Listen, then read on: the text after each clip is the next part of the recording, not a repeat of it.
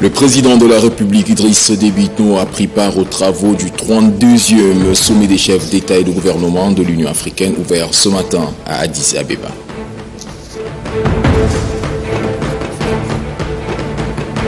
L'actualité ce soir, c'est toujours la tentative d'incursion des terroristes dans le nord du pays.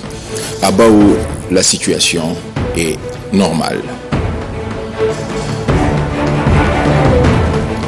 À suivre également dans cette édition le lancement officiel des activités du comité olympique et sportif tchadien.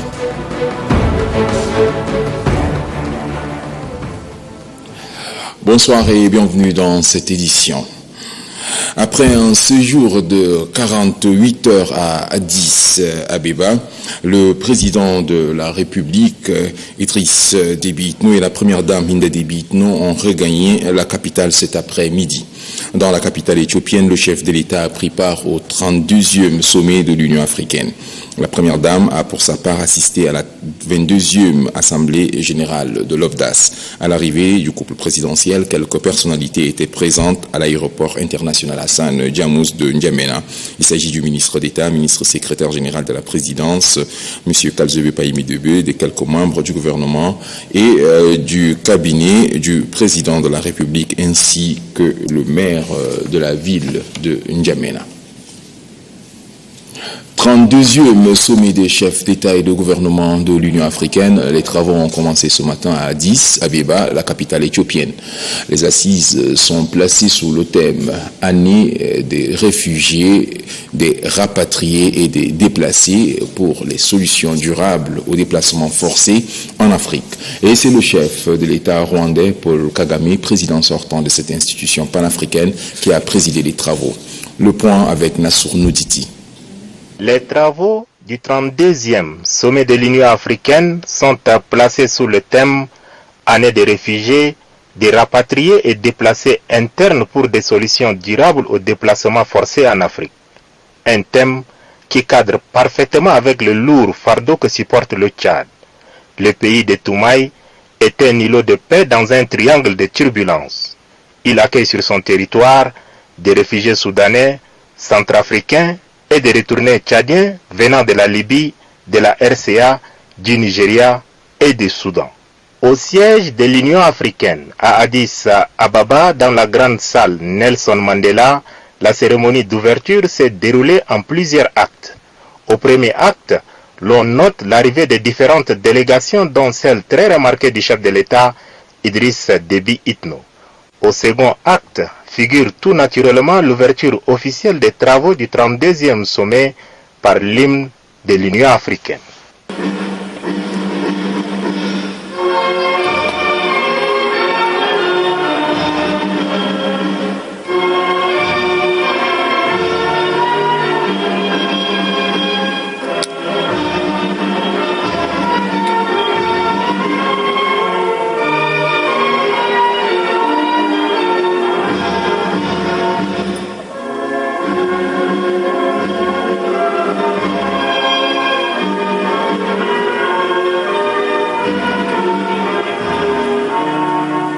Souhaitant la bienvenue aux invités de marque, Moussa Faki Mahamat, président de la Commission de l'Union africaine, dira que l'on ne devient pas réfugié, rapatrié et ou déplacé interne de gaieté de cœur. En effet, j'ai été moi-même pour des années réfugié. J'ai vécu les privations, la nostalgie est mienne. Le phénomène des déplacements forcés reste hélas prégnant. La Commission de l'Union africaine voudrait que nos proclamations de foi sur ces thèmes soient enfin le grade de toutes les formes d'apathie, d'immobilisme, voire des démissions pures et simples devant les horreurs de cet insupportable fléau. Il importe de s'attaquer plus résolument aux causes profondes du phénomène, parallèlement à l'accélération de l'opérationnalisation de l'Agence humanitaire africaine. Il a ensuite déploré la situation qui prévaut en ces moments dans nombre de pays africains, sans occulter la recrudescence du terrorisme dans le Sahel. La lutte contre le terrorisme au Sahel et dans les bassins du lac Tchad continue d'être une véritable préoccupation pour nous tous. En dépit des efforts remarquables que déploie le pays à l'échelle de ces régions, la situation y reste très grave. Elle appelle un nouvel élan de solidarité. Cette situation est aggravée par la persistance de la crise libyenne. Nous appelons à la conjugaison des efforts nationaux et internationaux pour l'organisation rapide de la conférence de paix et de réconciliation. Faisant allusion au thème du sommet, le secrétaire général de l'ONU, Antonio Guterres, ancien haut-commissaire des Nations Unies pour les réfugiés, HCR, a salué la lourde charge que payent les différents pays africains et les populations hôtes dans l'accueil des réfugiés déplacés et retournés. Plusieurs personnalités se sont ensuite succédées à la tribune. Il s'agit notamment du milliardaire américain Bill Gates, le président de la FIFA, Gianni Infantino, le directeur général de l'ONU. Toutes nos excuses pour ce reportage que vous n'avez pas suivi jusqu'à la fin, mais je pense que l'essentiel est passé. Les premières dames d'Afrique, membres de l'OBDAS, étaient également à Addis Abeba aux côtés de leurs époux. Ce matin, elles ont organisé une rencontre préparatoire à la 11e Assemblée générale de leur organisation qui aura lieu demain, 11 février. Retrouvons une fois de plus Nassour Nouditi. 24 heures, précisément après la réunion du comité directeur de l'Organisation des premières dames d'Afrique contre le VIH-Sida OBDAS, 15 premières dames se sont réunies à huis clos ce dimanche 10 février à l'ancien immeuble de l'Union africaine à l'effet de valider les points ayant été adoptés la veille par le comité directeur. Les 15 premières dames, dont la première dame du Tchad, Hinda Déby Itno, autour de leur présidente, la Burkinabé Adjaouvi Sika Kabore, ont échangé pendant 1h30. Au finish, elles ont adopté tous les documents soumis à leur haute appréciation et devant figurer à l'ordre du jour de la 22e Assemblée générale de l'OBDAS. Des sources concordantes et bien introduites au sein de l'OBDAS font état des changements de dénomination. Ce changement de nom sera acté ce 11 février 2019 au sortir de la 22e Assemblée générale.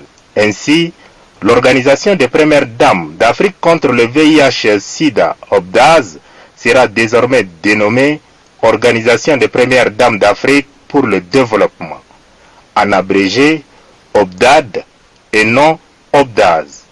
En outre, une session d'hommage aux mères fondatrices de l'OBDAS sera organisée en juillet 2019 au Niger au cours de la 23e Assemblée générale de l'OBDAD. Le Tchad et le Niger se sont portés volontaires pour organiser cette cérémonie de reconnaissance. Un autre volet de l'actualité, retour au Tchad. La tentative d'incursion des terroristes dans le nord reste toujours d'actualité. Nous vous l'annoncions d'ailleurs hier que l'armée nationale tchadienne les a mis en déroute dans leur fuite. Un grand nombre, dirigé par Tegué Aguide, est capturé. Amadei Abbas. Vendredi 8 février 2019, nous sommes à Bao, dans la province de l'Ennedi-Est. De loin, notre caméra filme un convoi militaire lourdement armé. Ce sont les éléments des forces de défense et de sécurité en opération de ratissage dans la zone de défense numéro 8. Dans leur patrouille, ils prennent le gros lot du groupe terroriste dont 5 des nationalités soudanaises. La colonne prise en otage par les soldats tchadiens à environ 15 km de la ville de Bao est dirigée par Ousmane Tegen. Il est le chef d'état-major adjoint de ce groupe. Lui, c'est Hissène Mohamed. Son contact est connu par les médias internationaux. Naturellement, il est le porte-parole du groupe terroriste. Le groupe capturé est composé des hommes clés de ces mouvements. En sa possession se trouvent des armes lourdes, des anti-aériens, des mines, des véhicules équipés d'armes lourdes, un véhicule blindé, des munitions et des armes légères. Pour Ousmane Tegen, chef d'état-major général adjoint du groupe terroriste, l'armée gouvernementale a été forte. De son côté, leur porte-parole a présenté ses excuses au peuple tchadien et promet de se mettre au service du pays pour son développement. Le ministre de la Défense nationale, le général de corps d'armée Daoud Yahya Ibrahim, informe que la justice fera son travail. Quelqu'un qui quitte la Libye, avec un arsenal de cette manière, il vient faire un développement. Vous avez constaté comme ceux d'hier. Ils doivent aussi être mis à la disposition de la justice pour répondre de leur acte. Et parmi eux, leur chef même, Ousmane Tegen. Selon des sources militaires bien informées, l'ennemi a été complètement décapité. La ville de Bao, théâtre des opérations militaires, est sous contrôle. L'armée nationale veille au grain. Vous allez le voir dans ce reportage, la ville tourne au rythme normal, comme nous le rapporte notre envoyé spécial, Amadé Abbas. La sous-préfecture de Bao, une bourgade entourée d'une chaîne montagneuse. Bao a été à la une de toutes les publications des internautes, comme quoi elle est passée sous contrôle du groupe terroriste. Ce vendredi 8 février 2019, il était 13h. Les fidèles se dirigeaient vers la grande mosquée de la ville pour leur devoir religieux. Les enfants en petits groupes s'amusaient et les femmes ménagères s'occupaient de leur quotidien. Ici, c'est l'unique moulin mis en contribution par les soldats pour servir la population locale et celle des villages environnants. Pour cette jeune fille, la journée a été clémente. Elle vient de livrer sa dernière marchandise à ses clients. La vie bat son plein.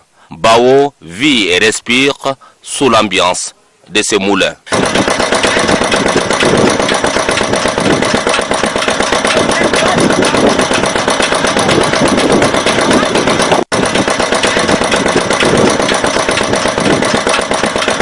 Si au marché la vie tourne au ralenti, les hommes sont à la mosquée, nous confie ce jeune. Les femmes, quant à elles, sont actives devant leurs marchandises. Le sous-préfet de Bao s'est dit tout simplement surpris par les allégations mensongères de certains individus mal intentionnés.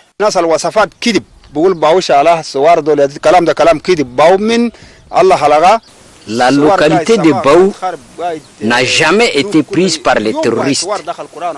Nous avons confiance en notre président Idriss Déby Itno et aux forces de défense et de sécurité. Tout ce qu'ils racontent sur les médias et Internet sont de purs mensonges. Je vous dis, de purs mensonges. La population civile de Bao, par la voix de son sous-préfet, exprime son soutien indéfectible au président de la République et à travers lui, les forces de défense et de sécurité qui veillent nuit et jour pour la défense de la mère patrie. En N'Djamena, par rapport à la situation, le mouvement patriotique du salut se met au devant de la scène. Après la rencontre avec la majorité, le bureau politique national réunit ce soir les députés du groupe de la majorité. En toile de fond, la stratégie à adopter pour faire face à l'ennemi. Adef Ahmad Benrama. La situation sécuritaire actuelle nécessite l'adhésion, la mobilisation de toutes les forces vives de la nation et en première ligne les élus du peuple.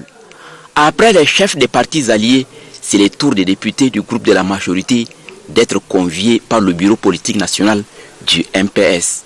D'entrée de jeu, le secrétaire général du mouvement patriotique du salut a alerté les députés sur cette invasion terroriste. Le gouvernement fait face, avec ses vaillantes forces de défense et de sécurité, à une invasion de terroristes. Ce qui s'est passé dans notre pays il y a 10 jours allait mettre complètement à mal ce que vous êtes, l'Assemblée nationale, ce que nous sommes, partis politiques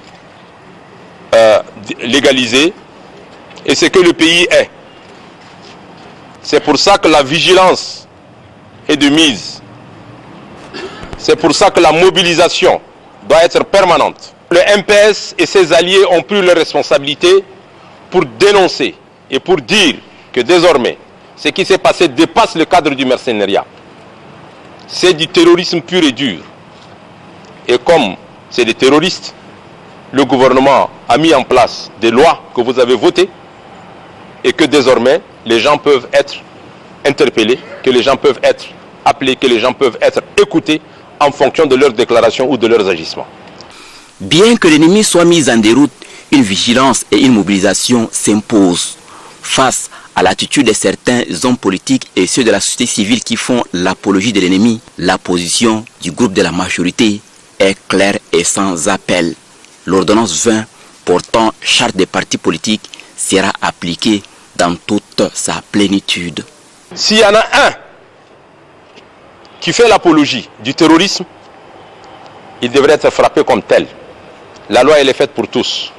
Pourquoi le MPS et ses alliés disent qu'il faudrait que l'ordonnance 20 soit appliquée? Mais l'ordonnance 20 est en marche. L'ordonnance 20 a été promulguée, même s'il n'a pas été encore ratifié. Mais tout le monde sait que ça fait partie de ce que vous avez donné comme dérogation, ça fait partie de ce que vous avez donné comme loi de réhabilitation, la loi d'habilitation, qui permettait au président de la République de ratifier pendant que l'Assemblée est là, parce que c'était des décisions de recommandation du forum. Et comme tel, il y a des partis politiques qui se sont élevés pour demander au président d'améliorer l'ordonnance 20, ce qui n'est pas encore fait. Même si on l'améliore, l'ordonnance 20 est de rigueur, et en marche. Il faudrait l'appliquer dans toute sa rigueur, parce qu'il faudrait que les gens prennent un canevas de travail bien indiqué. Il n'y aura pas de parlement si demain les terroristes entrent au Tchad. Si hier les terroristes étaient entrés au Tchad, il n'y aura pas de parti politique légalisé. Il n'y aura rien. Ce serait le chaos. Donc, que ce soit un chef de parti politique ou un chef d'une association de la société civile, si les terroristes étaient parvenus à leur fin, il n'y aura pas de Tchad. Alors dans ces conditions, mettons-nous dans le rang et essayons de respecter la loi. La loi est faite pour tous. Le MPS et ses alliés sont ainsi appelés à soutenir sans réserve le gouvernement. Le MPS est prêt. Le MPS est derrière son président. Le MPS est derrière le gouvernement. Le MPS soutient sans condition le gouvernement. Le MPS soutient sans condition les forces armées de défense et de sécurité. Le MPS soutient sans condition la diplomatie appliquée par le président de la République. Nos députés doivent tenir compte de la position du parti, de ses alliés, pour que vous aussi vous défendez la même cause et les mêmes idées pour qu'il n'y ait pas de cacophonie. Par la même occasion, le secrétaire général du MPS a informé les groupes parlementaires de la majorité de la mise sur pied d'un comité de veille auquel leur partition est plus que sollicitée. Nous allons vous présenter ce comité de veille dans cette édition. Mais pour l'instant, dans le même registre, sachez que le secrétaire général du MPS du Wadaï s'est aussi prononcé. Des terroristes tentent de porter atteinte aux institutions, à la souveraineté et de mettre en cause l'unité et la démocratie pluraliste dans notre pays. Le conseil provincial du MPS du Wadaï tient à informer la population en général et les militants et militantes de ce qui suit. Le conseil provincial du MPS réaffirme au nom de tous les militants son indéfectible soutien au président fondateur du MPS, président de la République, chef de l'État, chef du gouvernement, chef suprême des armées, pour l'œuvre incommensurable et inestimable réalisée pour la défense de la souveraineté et de l'intégrité du territoire du Tchad. Exprime aux forces de défense et de sécurité ses félicitations, son soutien, son encouragement et sa reconnaissance pour les sacrifices suprêmes consentis pour la liberté du Tchad en particulier et le Sahel en général. Soutient le gouvernement dans ce contexte d'agression flagrante de notre pays, demande d'user sans complexe des accords de coopération en matière de sécurité et de défense, passés entre le Tchad et les pays amis en général et la France en particulier depuis l'indépendance.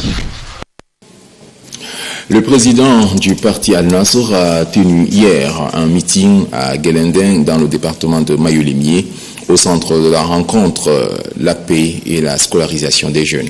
Ali Mohamed Bello.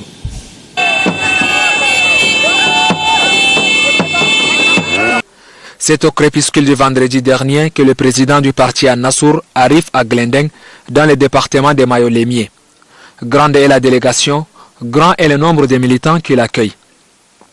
Dans une parfaite symbiose, le président et son équipe sont conduits à la place publique, lieu de convergence. Sur place, attend un nombre important de la population. À 1000 lieues, Mohamed Anadjev Youssouf est venu transmettre le message axé sur la paix et la scolarisation des jeunes. Les universités, les médias, les organisations de la société civile et religieuse doivent jouer un rôle crucial de sensibilisation et de mobilisation. La femme est au cœur de cette préoccupation. Dans les Mayo-Lémier, le parti An-Nassour oriente ses actions sur son éducation, seule possibilité de lui garantir un meilleur avenir. Actualité oblige, le parti An-Nassour condamne la tentative d'incursion des terroristes dans l'extrême nord du pays. Dans la foulée, ensemble, les militants ont marché. Une marche pour renouveler leur soutien au président de la République et aux forces de défense et de sécurité. Un communiqué émanant de l'Assemblée nationale, le communiqué condamnant la tentative d'incursion des terroristes sur le territoire national. Le bureau de l'Assemblée nationale a tenu une réunion extraordinaire ce jour, samedi 9 février 2019, à l'effet d'examiner la situation sécuritaire qui prévaut au nord-est du Tchad. C'est ainsi que les membres du bureau de l'Assemblée nationale constatent que notre pays est une fois de plus victime d'agressions de bandes d'aventuriers tendant à déstabiliser les institutions de la République. L'Assemblée nationale condamne sans équivoque à la tentative d'incursion terroriste à notre frontière nord-est. Face à cette situation, un comportement patriote et responsable était et est attendu de tous. Or, l'Assemblée nationale constate avec amertume l'instrumentalisation de certains fils du Tchad pour des fins inavouées. Elle a noté, déploré et regretté les déclarations malencontreuses qui, plus est, émanent de certains leaders politiques. L'Assemblée nationale en appelle à plus de dignité et de responsabilité et au respect de la loi.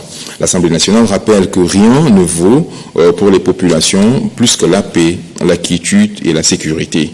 Sans la paix et la stabilité, il n'y aura ni développement, ni démocratie, ni liberté tout court. La guerre est désastreuse et n'entraîne que destruction de notre pays.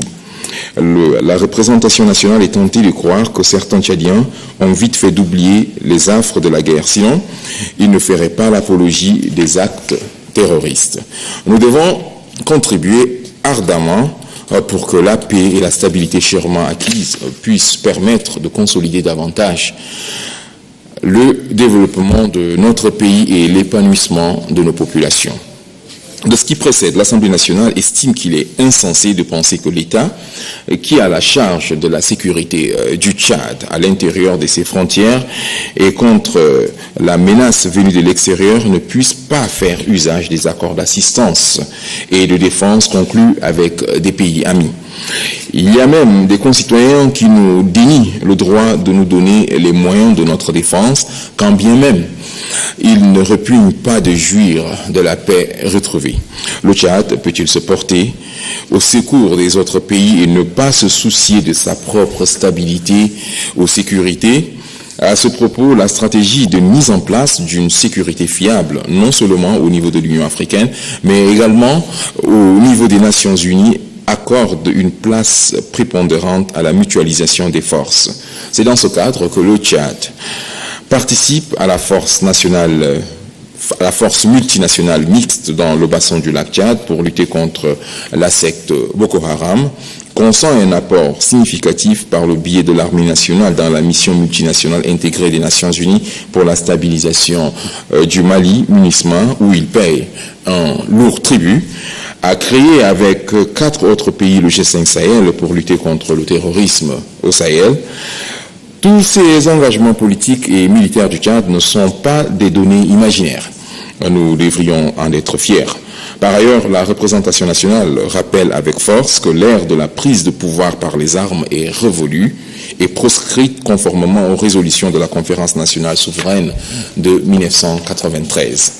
que ceux de nos concitoyens qui aspireraient à conquérir le pouvoir d'État se le tiennent pour dit.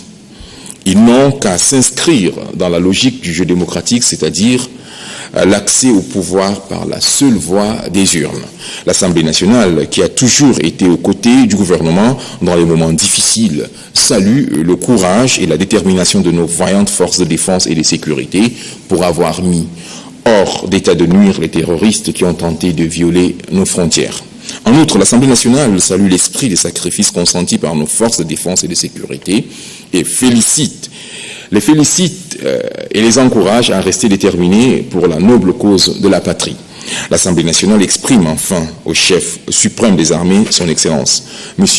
Idriss Déby Itno, président de la République, chef de l'État et chef du gouvernement, son soutien indéfectible et lui reconnaît ce courage farouche qu'il a pour la sauvegarde de l'intégrité du territoire et de la souveraineté du Tchad. Fait en N'Djamena le 9 février 2019 pour le bureau de l'Assemblée nationale, le premier vice-président Moussa Kadam. Dans cette logique, Abakar Moussa Kale, secrétaire provincial du MPS du Hadjar Lamis, Moussa Djibrine Ramatallah Hassan, président de la JPSC, Mohamed Allaoutaïr, président national du RDP, et Ramadan Erdebou, gouverneur de la province du Wadaï, condamne cette tentative d'incursion. Je voulais annoncer donc la présentation de ce comité de veille réuni ce jour 9 février 2019 au siège du MPS sous la présidence de son secrétaire général. Les partis politiques de la majorité présidentielle, après avoir évalué la situation politique et sécuritaire, ont décidé de la création d'un comité de veille dont la composition est la suivante. Coordinateur Abderrahman Desnabay, coordinateur adjoint Gaurang Ngar Murti Hadi. Rapporteur général, Dr Mohamed Annadif Youssouf, rapporteur général premier adjoint, Yahoub Rassabala, rapporteur général deuxième adjoint, Madame Bourco-Louise, trésorière générale, Madame Klako Karamega, trésorier général adjoint, Nadingagne Tourangaba, membre Hassan Ahmad Pacha, Abderrahman Adou Mohamed, Younous Ibedou, Ibrahim Ahmad Koulamalla, Maître Nadi Amadou, Kosmadi Merci et Samafou Baba, Dr Mohamed Oumar Djazouli, fait en N'Djamena le 10 février 2019, signé le coordinateur Abderrahman Djesnabaye. Dans le reste de l'actualité, prélude à l'atelier sous-régional sur le pastoralisme et le conflit intercommunautaire, le ministre de l'administration du territoire, de la sécurité publique et de la gouvernance locale a tenu hier une réunion de concertation avec son collègue de l'élevage, celui de l'agriculture et les experts de la CEAC et de l'UNAC. On en découvre plus avec Dionandi Nessor. Le Tchad est un pays qui fonde la plus grande partie de son économie sur l'agriculture et l'élevage. De nos jours, ces deux secteurs se trouvent confrontés aux impacts négatifs, notamment le changement climatique et les conflits intercommunautaires.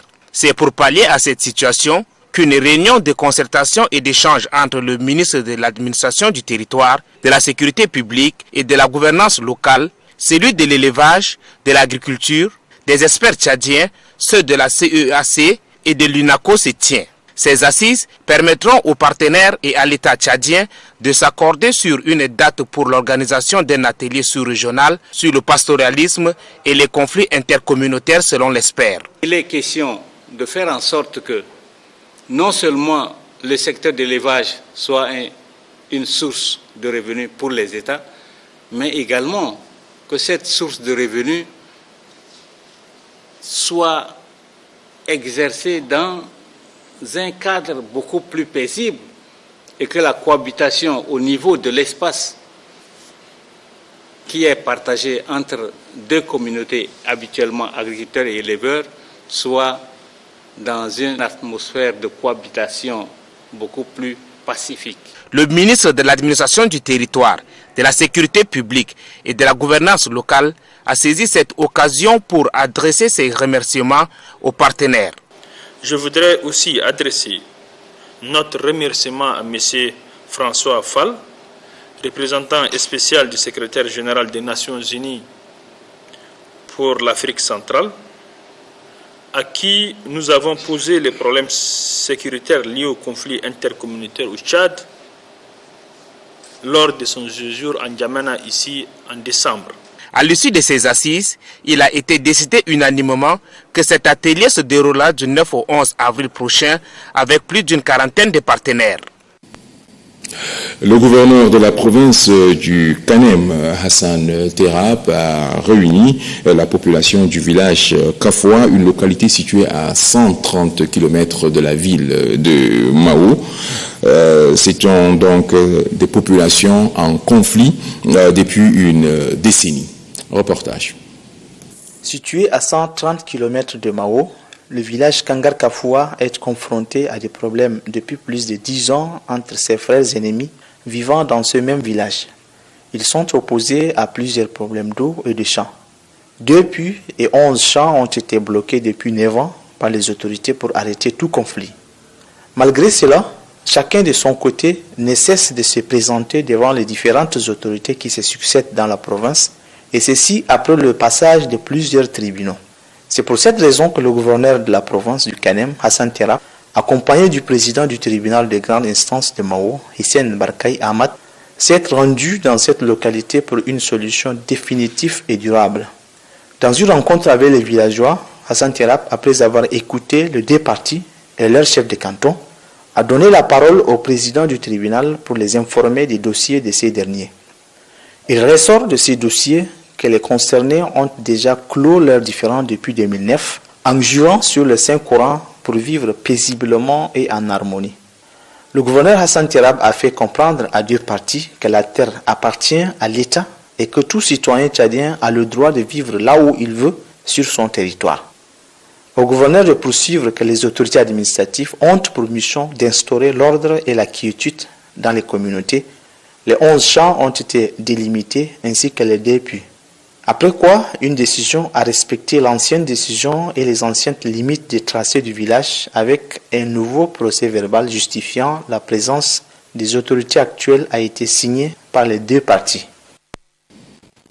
Parlons culture. La 5e édition du Festival international des cultures sahariennes a été officiellement lancée dans un hôtel de la capitale.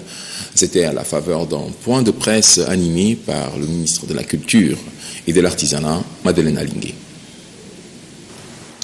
Cet espace, comme on l'a dit, a une valeur et un atout touristique indéniable. Nous mettons en place la vision et l'engagement de son Excellence M. Idriss Déby Itno, président de la République, chef de l'État, chef du gouvernement, pour faire du tourisme le moteur du développement socio-économique du Tchad. Le FICSA est un paquet qui est programmé sur 8 jours, dans une zone où un dispositif sécuritaire et sanitaire sera mis en place et vous offrira des activités telles que des danses traditionnelles, des expositions ventes artisanales, une course majestueuse dromadaire, des courses hippiques, un forum de discussion, un concours d'harnachement, un concours gastronomique, des soirées culturelles et bien sûr la caravane touristique qui va parcourir l'Enedi Est et l'Enedi Ouest. Clap de fin hier aux travaux du forum de l'Association nationale des professionnels et directeurs des ressources humaines au Tchad.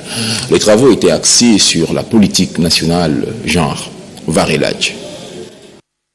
Ce forum national organisé par l'Association nationale des professionnels et directeurs des ressources humaines au Tchad a regroupé plus de 200 participants venus de différents départements ministériels. Placé sous le thème « Égalité professionnelle entre les hommes et femmes », quel enjeu pour les professionnels des ressources humaines au Tchad? Ces bénéficiaires, ce sont des directeurs généraux des ressources humaines et des chefs de personnel. Objectif, mettre un point d'honneur sur la parité homme-femme dans les instances de prise de décision. Par rapport à la thématique sur l'égalité professionnelle. Cela nous a amené à considérer que la femme n'est pas un objet. Et la femme n'est pas également un être qui doit être relégué au second rang, mais elle doit contribuer positivement dans l'épanouissement de la performance du personnel et aussi dans les activités constructives de son pays. Donc la femme est un acteur de développement.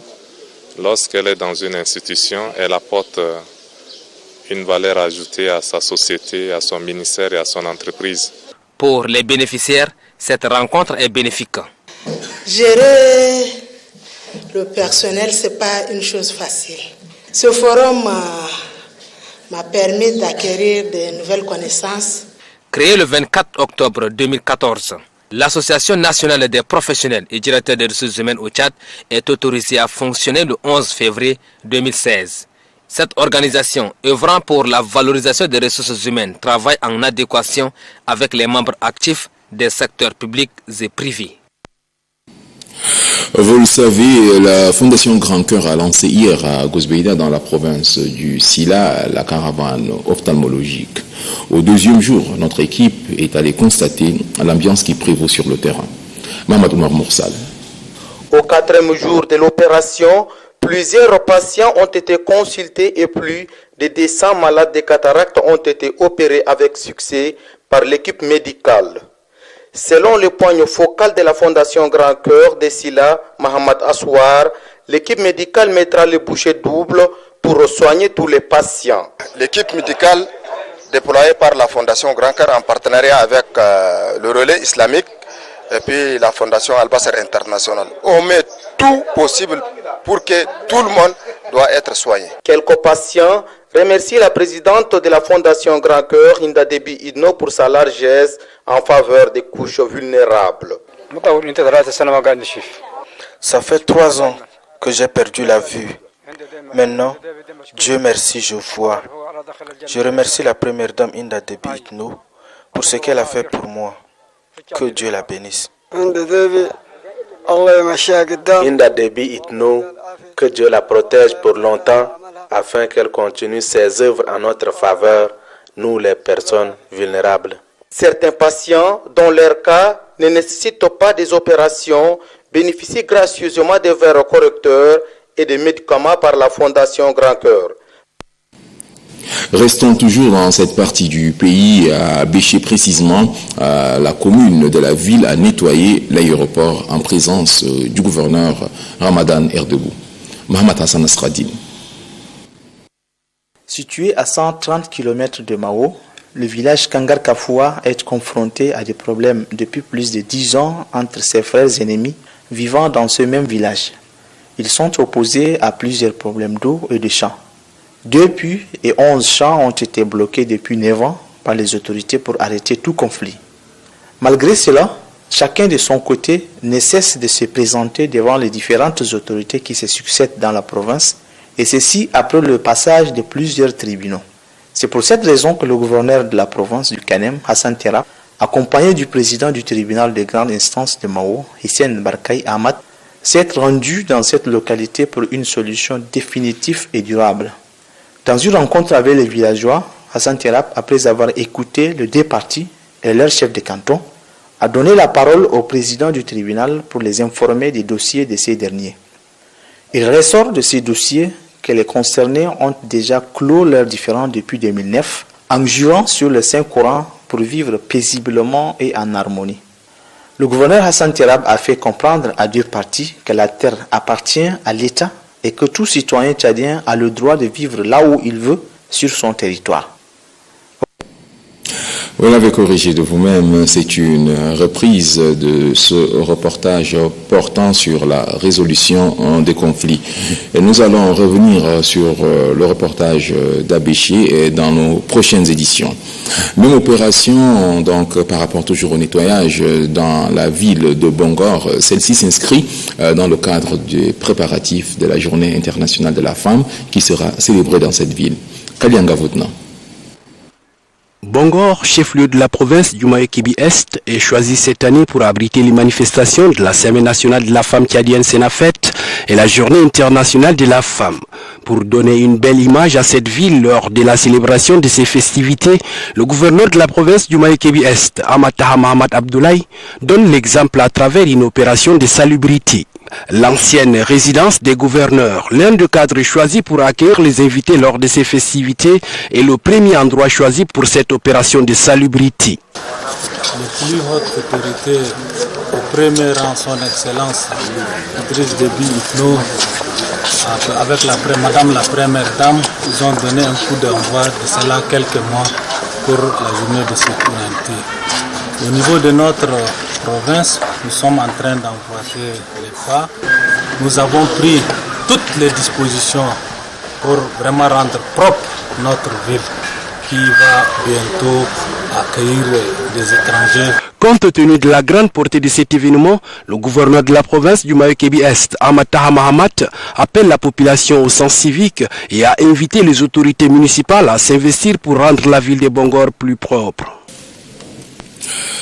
Retour encore sur la tentative d'incursion des rebelles sur le territoire national au nom de la majorité. Le député Ali Kolotou Tchaimi condamne cette tentative. Suivez. Notre pays est au centre de l'actualité car, une fois de plus, des terroristes sans foi ni loi ont décidé de jeter de dévoiler sur nous avec pour objectif de déstabiliser, de verser encore le sang des Tchadiens et porter atteinte à notre paix et à notre démocratie chèrement acquise.